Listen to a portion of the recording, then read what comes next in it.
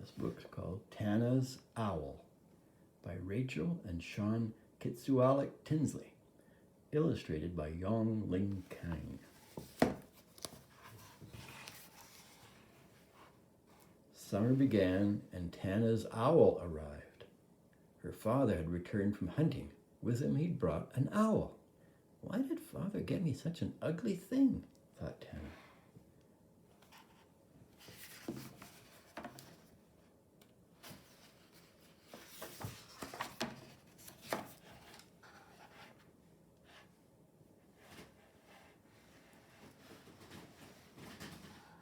The baby owl was round, gray, brown. Its eyes were big and yellow. Its beaky mouth seemed wide enough to swallow its own head. But, Tana thought, it's somehow cute.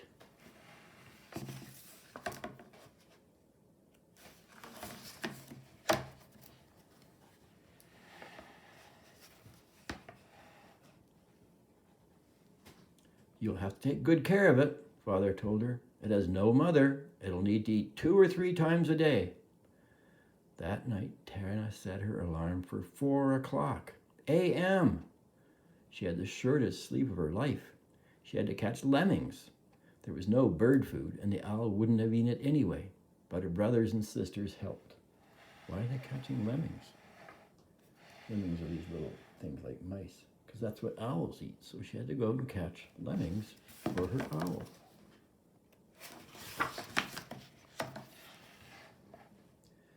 Tana named the owl Ukpik. That's the Inuktitut for owl. Inuktitut is the language of people that live in northern Canada. Ukpik lived in her father's workshop. Tana thought of the bird as a she. Line the floor with papers, said father, as it will poop a lot. Oh, that's his workshop.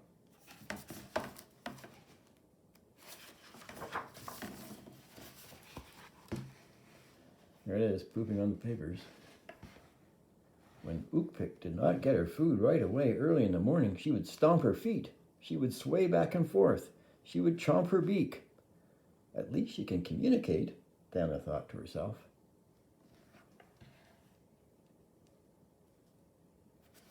Tana coming with the lemming food. There's your dad working in his workshop. After feeding Ukpik, Tana would stare into the bird's light golden eyes. She wondered if owls had thoughts. Father, does Ukpik know she's an owl? Asked Tana. It knows you feed it, father said, smiling.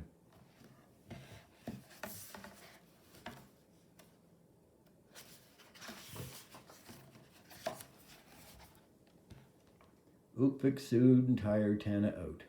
The owl became more and more demanding.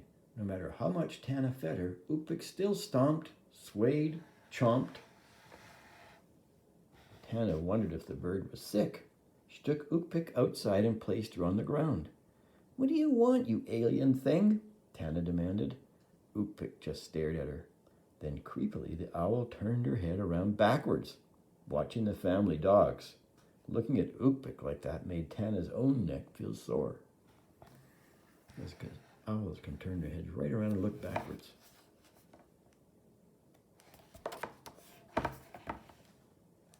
That's her father saying to her.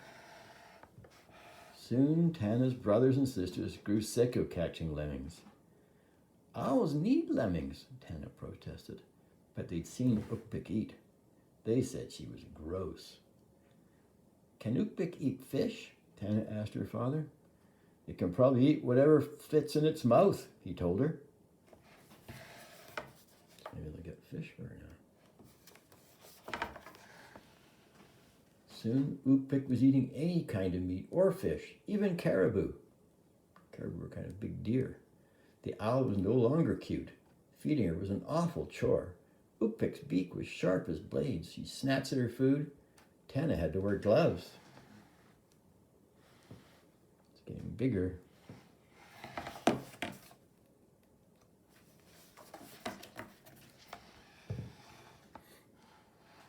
One rainy day, Tana took Ukpik outside. The owl was no longer gray and brown. She was growing white plumes. The feathers on her feet were thick as polar bear fur. Her talons were like little black knives. Ukpik looked around as though bored.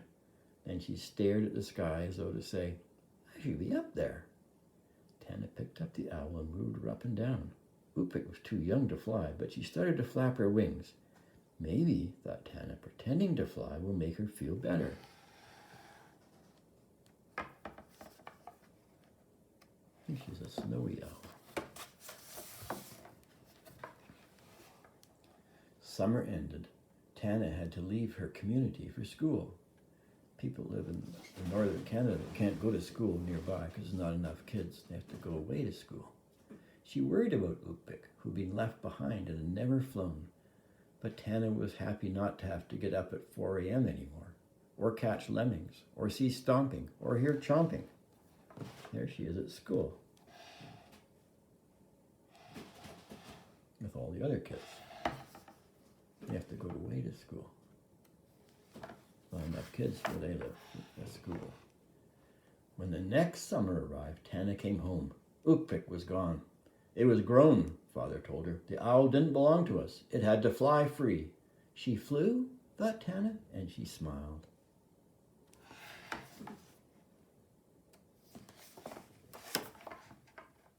One day, Tana went walking.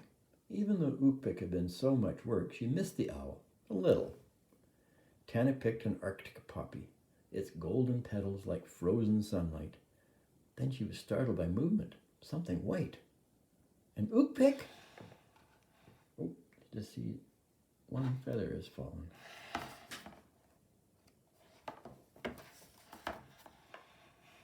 Wow, the beautiful owl landed on a rocky hill, purpled with tiny flowers. It blinked at Tana. Its eyes were the same color as Tana's poppy.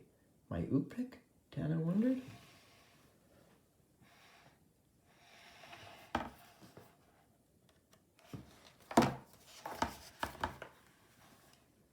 Bird and girl watched each other for a long time. Arctic winds stirred Tana's black hair and the owl's white feathers. Tana didn't know if this was Ukpik. She wanted to believe, though. She wanted to think that Ukpik had come by just to show how lovely she'd become. Maybe, Tana thought as she walked away, beauty is worth some work. He's a very pretty owl.